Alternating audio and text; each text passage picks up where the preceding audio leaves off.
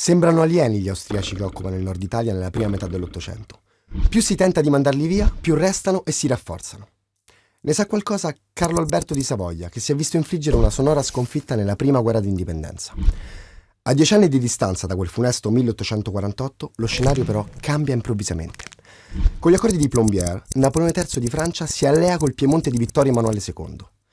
Non è un'alleanza che cade dal cielo, sono anni che l'astutissimo Camillo Benso, conte di Cavour, ci sta lavorando.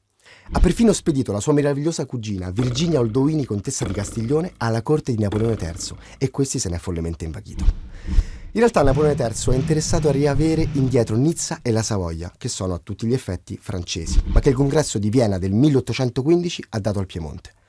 Io dichiaro guerra all'Austria, conquisto la Lombardia e il Veneto e te le regalo se tu mi restituisci Nizza e la Savoia.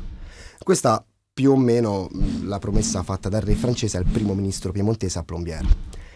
E, per non passare da guerrafondaio, Napoleone III si impegna solo a difendere il Piemonte da un attacco austriaco. A questo punto Cavour deve fare in modo che l'Austria attacchi per prima. Così stanzia una quantità enorme di soldati sulla linea di confine. Sono poca cosa rispetto a quelli che arriveranno dalla Francia, però sono abbastanza per irritare l'Austria. E l'irritazione austriaca arriva il 23 aprile 1859, quando gli ambasciatori austriaci consegnano a Cavour un ultimatum. Lui ovviamente non aspetta altro, ed è subito guerra. Francesi e piemontesi trionfano in quasi tutte le battaglie. A Montebello, a Palestro, Magenta e soprattutto nelle colossali battaglie di San Martino e Solferino del 24 giugno 1859. Ma Napoleone III comincia ad avere dei problemi in patria e concede un armistizio proprio quando gli austriaci stanno battendo in ritirata.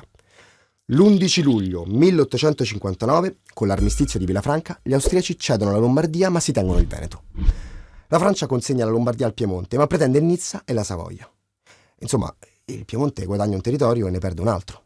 Una disfatta diplomatica per Cavour, che per questo motivo dà le dimissioni. Ma lui sta già meditando la sua personale rivincita, l'unità d'Italia. Capito quanto si è dato da fare Camillo Benso, conte di Cavour, per liberare l'Italia dagli austriaci? Se non l'hai capito, ripassa da qui, ripassa da noi.